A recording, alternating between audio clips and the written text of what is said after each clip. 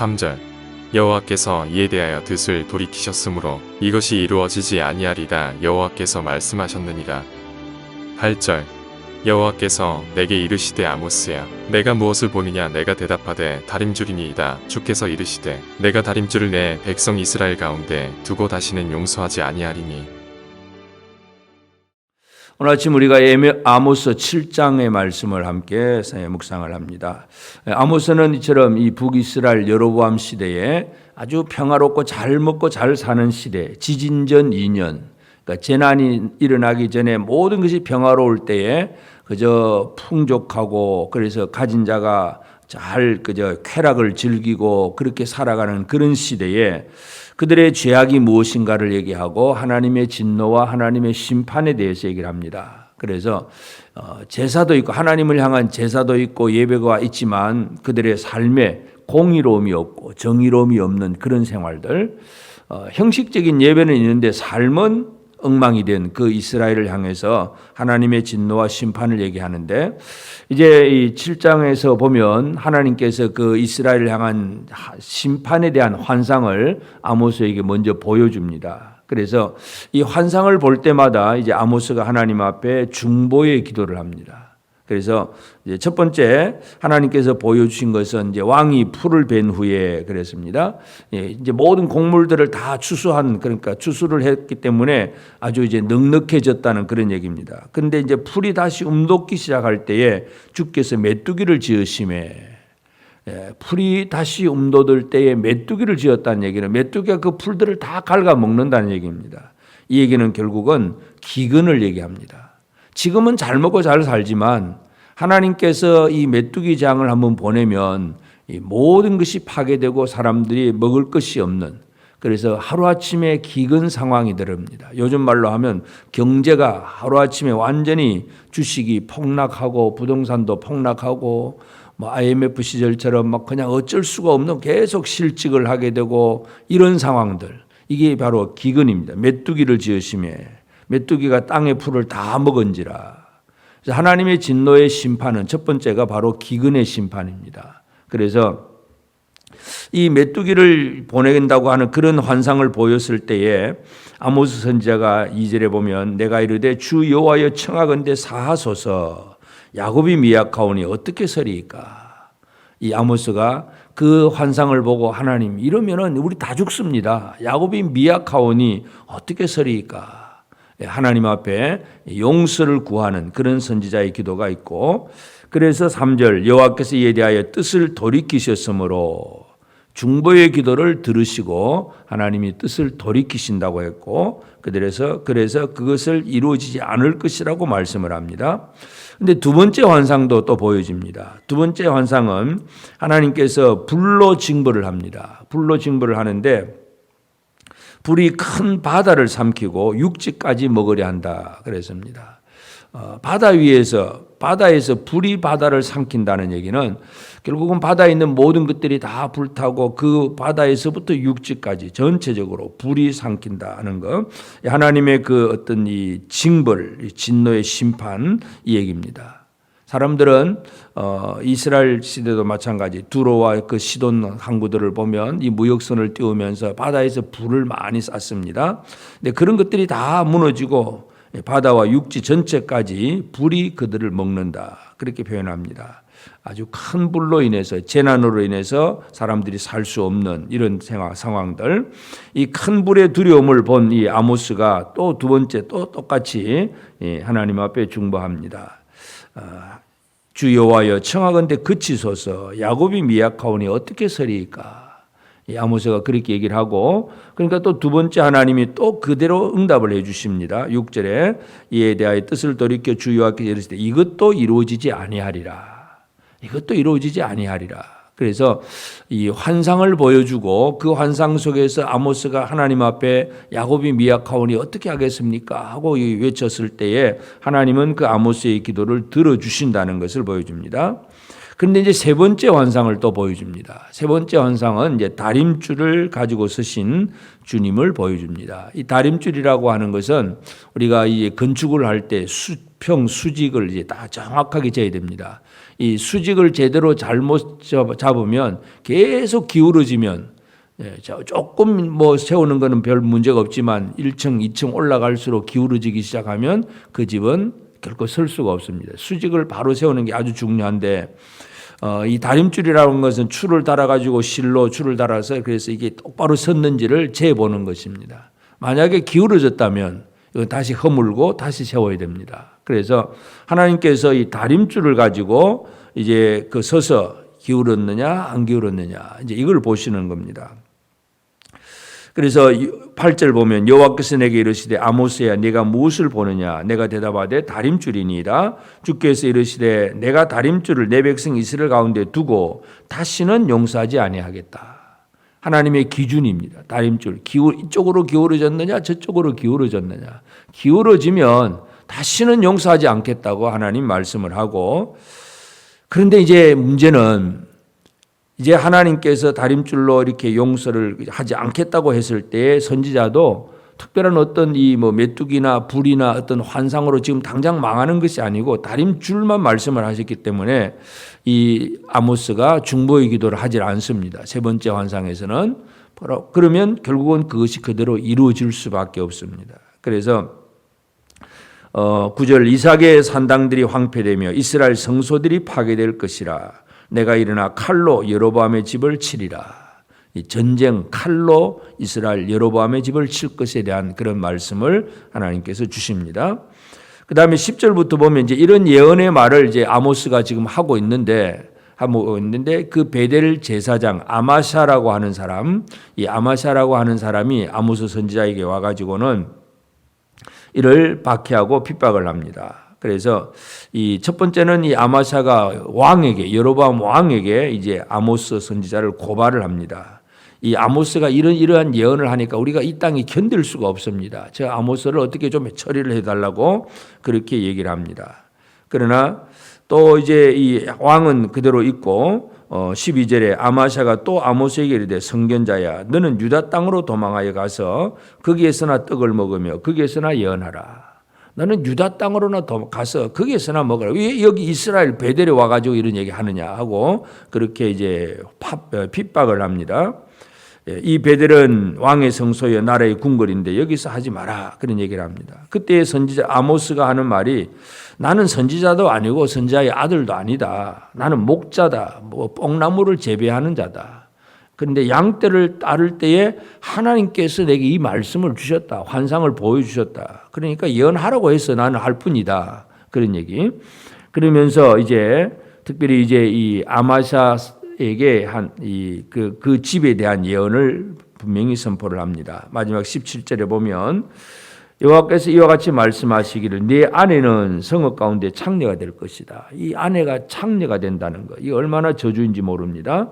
아내 자녀들은 칼에 엎드러지고 네 땅은 측량하여 나누어질 것이고 많은 사람들이 땅을 다 이리저리 빼앗아 갈 것이고 너는 더러운 땅에서 죽을 것이다. 그리고 이스라엘은 반드시 사로잡혀 그의 땅에서 떠나리라. 이런 얘기를 하게 됩니다. 그래서 우리가 이 아모스 7장을 보면 이처럼 하나님의 진노와 심판, 우상 숭배에 대한 이 단과 베델에 대한 금송아지를 만들어 두고 우상을 계속 섬기면서 물질적으로는 잘 먹고 사는 평안한 시대이니까 사람들은 아주 우리가 최고인 것처럼 생각을 하고 그저 궁궐들을 짓고 뭐 상하궁, 여름궁, 겨울궁 짓고 그저 평안하게 살고 잘 먹고 잘 사는 시대입니다.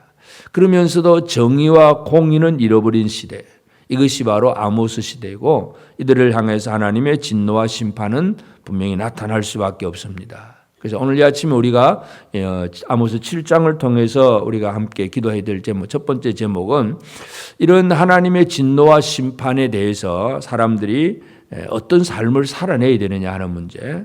하나님의 백성이라고 하면서 하나님을 제대로 섬기지 못하고 뭔가 물질이라든지 어떤 우상을 섬기는 다른 것을 섬기는 그런 삶을 살고 있다면 철저하게 회개하는 생활이 필요합니다. 하나님께서 선지자를 보내어서 이 말씀을 계속 외치는 얘기는 회개하라는 거예요. 회개. 그 잘못된 죄악에서 떠나서 회개하고 돌이키라. 이것이 바로 선지자가 제일 많이 강조하는 그런 내용입니다. 오늘 우리가 얼마나 하나님을 제대로 섬기고 있는가를, 바르게 섬기고 있는가를 다시 한번 기억을 해야 됩니다. 그래서 오늘 우리가 예배를 드릴 때도 그냥 예배 시간 참석했다 이거 아니라 진짜 살아계신 하나님 앞에 온전히 온 힘과 정성과 또 마음을 쏟아서 살아계신 하나님을 찬양하며 경배하는 삶을 살아내는가, 우리가 이것을 우리 스스로를 한번 잘 돌아봐야 됩니다. 또 중요한 것은 바로 이 환상을 먼저 본 선지자가 하나님 앞에 여호와여 사하소서 야곱이 미약하오니, 야곱을 향해 이스라엘을 향해서 중보하는 것, 이 중보기도의 힘이 얼마나 강한가, 그것을 또 우리가 다시 한번 기억할 필요가 있습니다. 그래서 물론 우리의 유일한 중보자는 예수 그리스도입니다. 그러나 우리가 누군가를 위해서 기도하는 것, 모세가 이스라엘 백성들이 또 불신으로 인해서 막 완전히 하나님께서 버린다고 할 때 모세의 중보기도로 이스라엘이 다시 살아나고, 뭔가 이 중보자의 역할에 대해서 참 이 성경은 많이 강조를 합니다. 그래서 오늘 우리는 나는 과연 누구를 향한, 누구를 위한 중보자로서의 사명을 제대로 감당하고 있는가, 이 부분을 또 한번 생각을 해야 됩니다. 그래서 내 기도 때문에 누군가가 살아날 수가 있습니다. 내 기도 때문에 누군가가 이 심노의 심판에 빠지지 아니하고 살아날 수 있다는 이 사실을 안다면 우리의 사명이 얼마나 중요한가 하는 것, 중보의 기도의 사명을 오늘 우리가 감당을 해야 됩니다. 그래서 선지자의 역할, 환상을 보고 그 환상 속에서 그냥 아이고 하나님 그렇게 하시는구나 하고 끝내지 않고, 하나님 이거 야곱이 미약한데 어떻게 하겠습니까 하고 중보할 때에 하나님께서 뜻을 돌이키시는 하나님이십니다. 기도를 들으시는 하나님. 그래서 우상 섬기는 자를 멸하시는 공의로우신 하나님이시긴 하지만 중보 기도를 들으시고 또다시 용서하시는 하나님이시기도 합니다. 그 하나님을 알고 우리의 사명을 잘 감당해야 되고, 그렇게 할 때에 하나님은 이 아모스 선지자를 향해서 이제 핍박하는 아마샤라고 하는 사람이 막 그렇게 반대하고 핍박하고 죽이려고 할 때에 오히려 아모스 선지자의 말을 더 권위 있게 만들어줍니다. 우리가 하나님의 백성으로, 하나님의 일꾼으로서 예언의 말씀을 하든 중보기도를 하든 이 모든 일들을 하는 것, 이거는 뭐 이 아모스는 출신이 목자 출신입니다. 양떼를 그저 기르는 중에서 그랬습니다. 지금도 보면 이 목자들이 뭐 넉넉하고 힘 있는 사람들이 아니에요. 그 집안에서 제일 힘 없는 다윗이 막내 아들이 양떼 돌보고 있듯이 목자는 그 시대에도 지금도 마찬가지예요. 그 한 집안에서 가장 천한 사람들, 낮은 사람들 얘기입니다. 그러니까 쉽게 말해서 아모스는 세상적으로 볼 때는 별 볼 일 없는 사람이에요. 그런데 하나님께서 말씀을 전하게 하시고 그 말씀을 선함으로 말미암아 아마사는 그 왕궁에서 왕과 함께 뭔가를 얘기할 수 있는 베델의 제사장인데 세상적인 권력이 있는 사람인데, 하나님은 아마샤를 멸하고 아모스를 오히려 더 권위 있는 사람으로 만들어 주십니다. 그래서 우리가 하나님의 그 사명을 알고 중보기도 하고 말씀을 제대로 얘기할 때에 하나님은 하나님의 사람을 권위 있게 만들어 주신다는 것, 이 복이 오늘 우리가 누려야 될 복입니다. 그래서 오늘 이 아침 우리는 이 아모스는 아주 평범한 목자의 출신이긴 하지만 하나님께서 아모스를 통해서 말씀을 선포하게 하고 또 멸망당할 백성들을 위해서 대신 중보하게 하심으로 오히려 아모스를 더 권위 있는 사람으로 만들어 두시는 그 하나님을 오늘 다시 한번 기억하면서 오늘 우리의 삶이 하나님 앞에서 내 삶이 어떤 삶을 살아내야 되는가, 특별히 우리 주변에 멸망당하는 그런 이웃들을 바라보면서 그들을 위해서 중보하는 이 사역을 잘 감당하고 하나님께서 영광스럽게 만들어주시는 그 위치, 그 자리에 서서 크게 하나님 앞에 쓰임받게 되는 저와 여러분 모두가 되어지기를 주의 이름으로 축복합니다. 기도하십시다. 이제 오늘 받은 말씀으로 함께 기도하겠습니다. 하나님을 떠나고 심판을 받을 수밖에 없는 나의 이웃들을 위하여 도고의 기도로 그들을 살리는 삶을 살도록 이웃을 사랑하는 마음을 더하여 주옵소서. 나의 출신과 세상적 배경이 보잘것없는 것 같아도 하나님의 일을 감당하는 권위 있는 자로 세우심을 믿고 성령과 능력으로 간절하게 사역하게 하옵소서.